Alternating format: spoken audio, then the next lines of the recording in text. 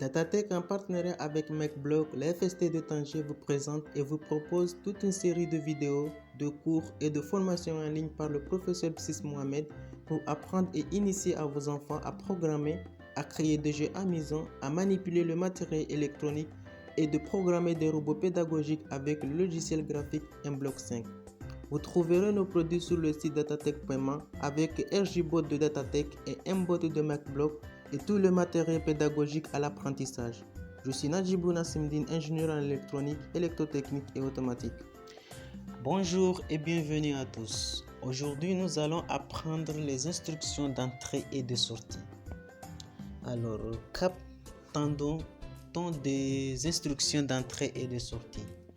Donc, tout simplement, ce sont des instructions qui permettent d'inviter à l'utilisateur, par exemple, de notre programme, pour saisir, par exemple, certaines données et lui fournir une réponse. Donc, la demande à l'utilisateur de saisir des données, ça c'est la saisie, et la réponse qu'on lui fournit, ça c'est la lecture. Donc, où est-ce qu'on peut trouver, ces instructions? Donc, ces instructions, on les trouve dans détection. Donc, dans détection, vous verrez l'instruction demander ici par défaut comment tu t'appelles. Donc, nous allons donc commencer un programmer en utilisant cette instruction et découvrir cette instruction parce qu'il est très utile lorsque, par exemple, vous voulez programmer des programmes qui demandent à l'utilisateur de saisir des choses. Supposons, par exemple, vous avez un programme qui demande, par exemple, un mot de passe. Ensuite, confirmer le mot de passe et puis commencer à jouer ou quelque chose comme ça. Donc, cette instruction, il est très utile dans ce cas-là et pas mal de cas aussi. Donc, nous allons commencer à faire des programmes et l'utiliser et voir son utilité et comment ça fonctionne.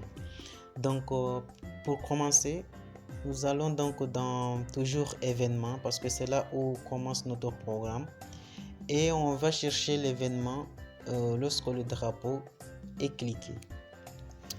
Donc nous allons tout d'abord commencer par un petit programme qui demande par exemple à l'utilisateur votre nom et ensuite afficher le nom par exemple.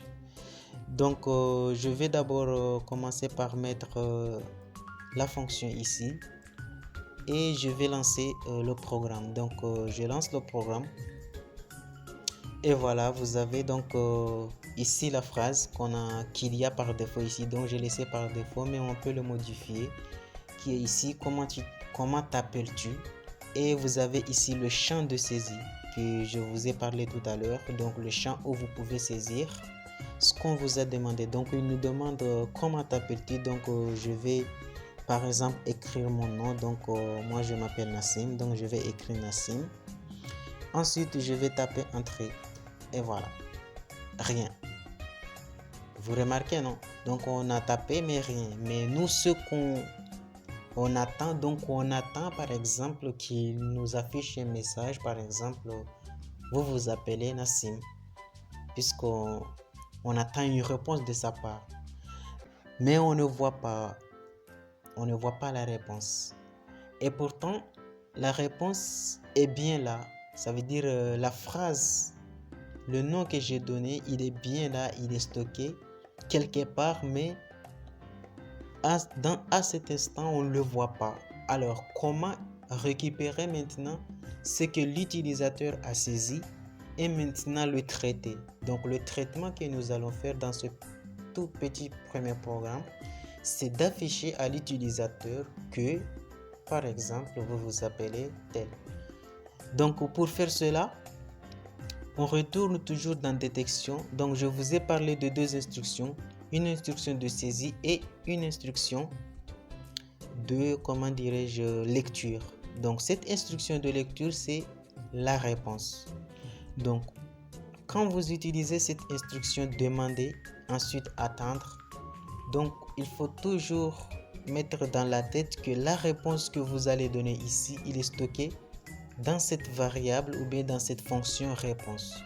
Donc quand par exemple dans le programme précédent, quand j'ai saisi ici mon nom Nassim par exemple et que j'ai tapé entrée, donc cet nom que j'ai saisi Nassim, il est stocké dans réponse. Donc pour récupérer cet nom, donc qu'est-ce qu'on va faire?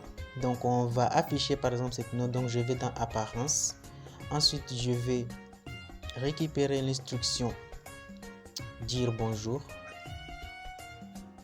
et au lieu d'écrire ici bonjour, donc je vais tout simplement mettre réponse. Donc qu'est-ce qu'il va faire le programme? Donc lorsqu'on va cliquer sur le drapeau, il va me demander comment t'appelles-tu. Vous pouvez modifier, mettre par exemple comment tu t'appelles, etc., etc. Donc c'est une phrase que vous pouvez modifier ici. Et ensuite, quand j'aurai cliqué sur entrée, il va m'afficher la réponse que je vais donner ici. Donc je vais lancer le programme et je vais commencer par écrire mon nom, Nassim, et je tape sur entrée. Voilà. Donc vous voyez la différence. Donc maintenant on a la réponse que j'ai saisie là-bas. Bien sûr, on peut modifier ici, par exemple, au lieu d'écrire directement Nassim, on peut écrire par exemple tu t'appelles Nassim. Mais comment faire cela? Parce que cette instruction ne permet pas vraiment d'écrire par exemple une phrase tu t'appelles Nassim, parce que vous voyez il stocke directement la réponse. Donc pour faire cela, on a besoin de combiner deux instructions, ça veut dire la réponse et la phrase tu t'appelles.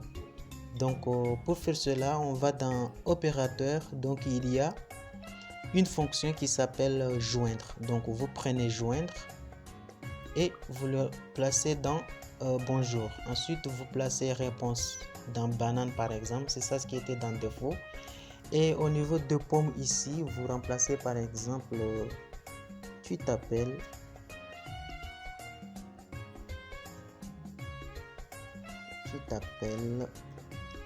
voilà, espace, et la réponse ça sera le nom que vous aurez écrit. Donc ensuite maintenant je vais lancer le programme. Voilà, il me demande encore comment tu t'appelles, comment t'appelles-tu. Donc je vais écrire Nassim et je tape entrée et voilà, vous avez la phrase tu t'appelles Nassim. Donc voilà la première phrase, tu t'appelles, et la réponse qu'on a récupérée à partir de la question demandée ici, c'est Nassim.